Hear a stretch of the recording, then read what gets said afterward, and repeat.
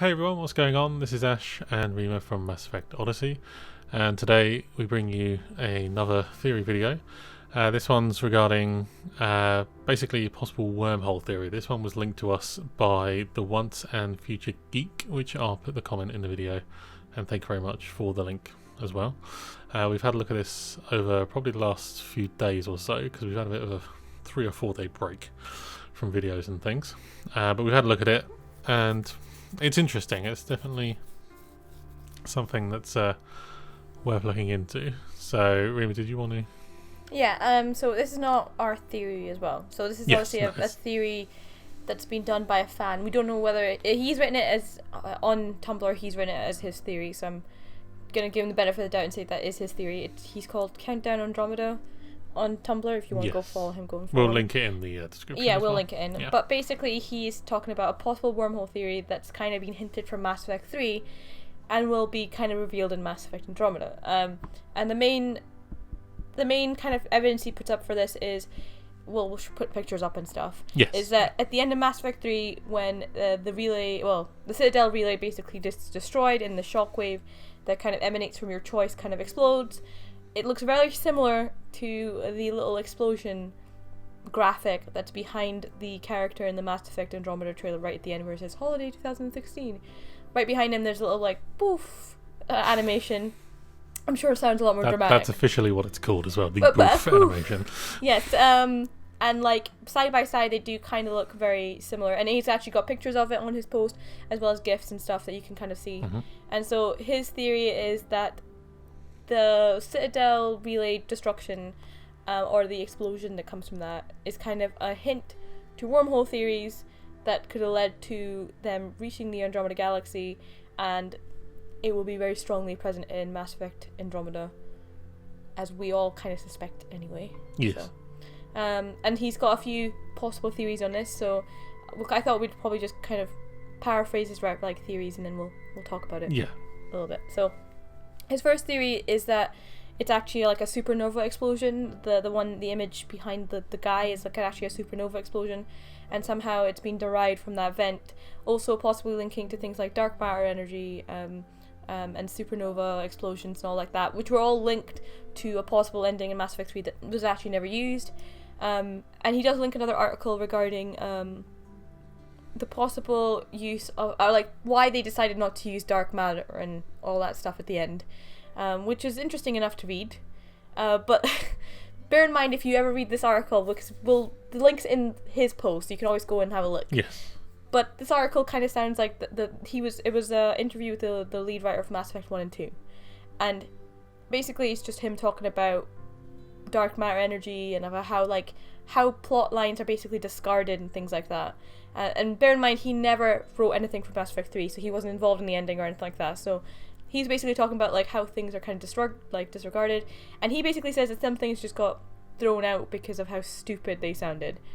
And it's kind of funny. Some of the quotes are quite hilarious to see what he actually says. But anyway, so the theory, he kind of puts a theory up saying that possibly that's maybe what this little explosion is showing, and maybe it's a supernova explosion that leads to a wormhole, and possibly maybe that leads to some kind of wormhole technology that leads to the Andromeda galaxy. But he does say himself that he thinks that's a really unlikely theory himself. He just thinks it's interesting.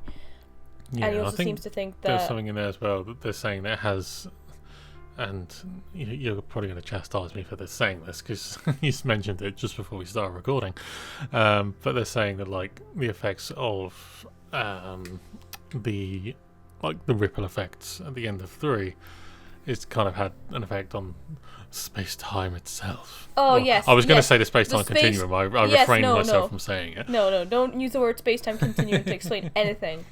So it basically just seems very... It seems very the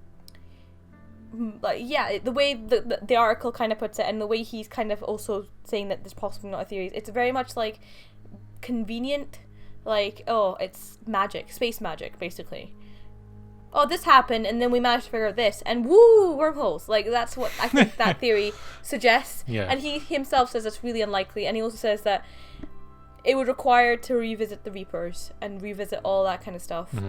And I'm probably not making a very good explanation of how he wrote it, so I would suggest reading it. So we're kind of breezing past that one because that's his theory that he doesn't even think is real. Yeah, that's the thing. Well, that's the one. Yeah, there's two theories here on this Tumblr page, and that first one that we mentioned very briefly is the one that he thinks is not the viable one.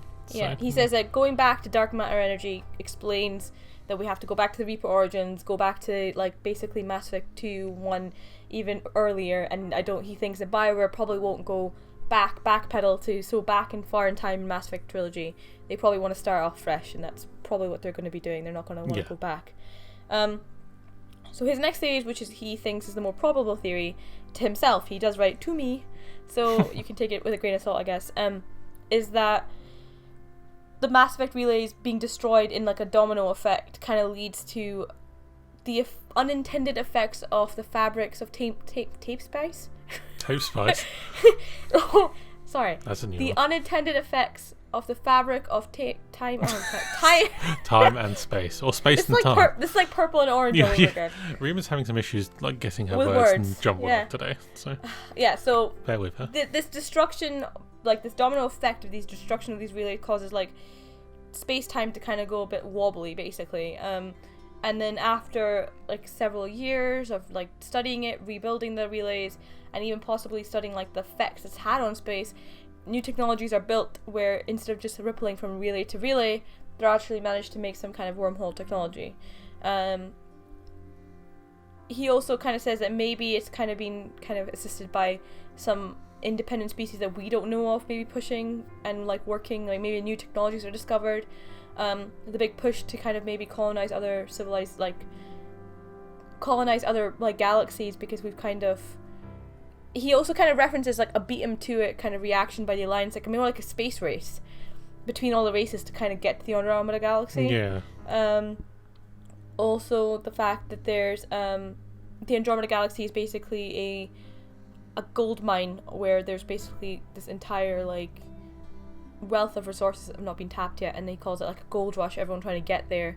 And also it might be just the fact that it might be a first contact situation as well as the fact that the Reapers may have caused so much of the Milky Way to be uninhabitable just because of their massive destruction that it was kind of forced that you needed to go somewhere else. And that's mainly his theory. Now, one problem I have with his theory is he doesn't explain his points. So he kind of says it's a domino-like destruction of relays that lead to the fabric of space-time being kind of altered. Mm-hmm.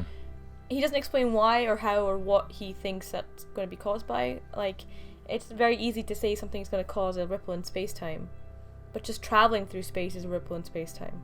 So, like, it's very, like, he's got a theory. It's an interesting theory, but there's not enough there to kind of explain what he means. It's a very short paragraph. It's all well in having a theory, but you have to be able to substantiate the theory.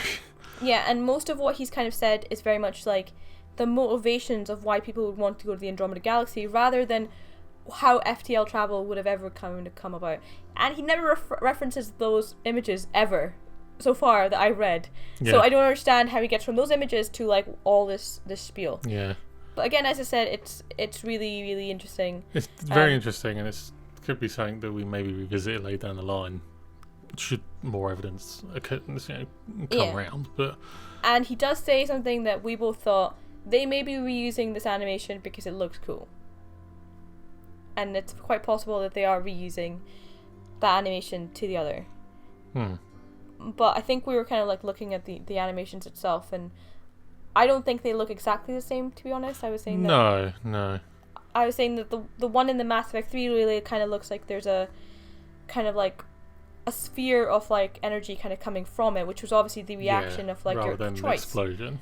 Where the one in the Mass Effect Andromeda trailer does actually look like a supernova explosion that kind of emanates, where you see those like supernova explosions, and it's basically just like space material basically blasted out as far as it can. Yeah. Where this like, it's more like the first one's basically more like a sphere expanding, like an energy being expanded rather than that kind of force. But it's more of a. It's very similar. It's more the circle. I mean, the theory I kind of, and this is my own very small and rather daft theory, but there are some similarities between like the circle that's going around it, because it kind of looks like the ring of the Citadel as the explosion's going off, kind of thing. Not exactly, but it kind of looks like it. And my kind of little theory was that it could be like a little hint to the ending of Mass Effect 3 by saying, okay, whatever ending you had in Mass Effect 3, it's going to have like a small little kind of keynote in Mass Effect Andromeda going forward. Say this is your universe, or this is your galaxy that you have after the choice you made at the end of 3, and maybe this is like a small hint towards that, saying there will be a small mention of what you did in Mass Effect 1, 2 and 3, specifically 3, and then that kind of continues on into going into Mass Effect Andromeda, but at the same time it could be a complete red herring. So yeah, that's just my own little theory. So going through Reddit and stuff, a lot of people are worried that BioWare are going to make one of the endings canon. I don't know where this weird fears come from. Everyone on Reddit, I was going through because I wanted to find out like if this theory was anywhere else, and Reddit's a good place to go and find out. So I jumped onto Reddit to have a look, and I was really shocked. A lot of people are like, oh my god, I'm going to kill myself if they make the synthesis ending canon. I'm like, when would they ever make one ending canon? That's totally not what BioWare does. No. They would not like completely disregard your choice. I can understand if they made it so whatever your choice was, whether it would be, destroy, synthesis, control, or shoot the light child, whichever one you chose, there would be a small hint to whatever ending you chose. That's fine, because that's the system and the software and everything picking your choice up, so you're happy with whatever you get. If they choose one for everyone, I can see their issue, but I very, very much doubt they're going to choose to go down that route, because they're probably going to make a lot of people angry by doing that, and I very much doubt they're going to do that. I still think there will be a very, very small hint as to the previous trilogy, but it's going to be like right at the beginning of the game, and it's going to be like a throwaway line or something like that, so it's not going to be massive. Another like unsubstantiated theory is that the game starts on Earth at some point as well. Yes. There is a theory going about that the game somehow starts on Earth. Yeah. And there's like apparently tidbits of hints and stuff like that. Well, that was one that someone that we've subscribed to since we started doing this, which is Razor. He did a video on it very recently. Well. Yeah. I'll link that down there as well in the description, because it's actually a pretty cool video. But yeah, he kind of makes a point of, do we actually start on Earth at the beginning of Mass Effect Andromeda? So, but yeah, I'll link that as well. You can watch that and see what you think. Yeah, so there's a lot of theories about how this game will start, how this game will progress. All of it's like kind of hearsay. It's fun to kind of guess, I guess. Well, that's it. I mean, this is what the theories are all about. I mean, if you find out you have a theory and it ends up being right at some point, then fantastic. So yes, but then at the same time, it's a theory. It's called a theory for a reason, because some of the best theories in the world didn't pan out. So but it's fun to theorize and guess nonetheless. So there's a few little theories for everyone there. I think that's it for now, isn't it? Yeah. So tell us what you think about these two images looking really similar. Go and have a read of this little. It's very short. You don't have to worry about. It'll take you all of about 5, maybe 10 minutes to. Yeah. And if you want, you can go and link the assisted PC Gamer article. That's actually quite funny to read, because it's just like one dude being like, "No, this is all whack. It doesn't make sense." Yeah, no.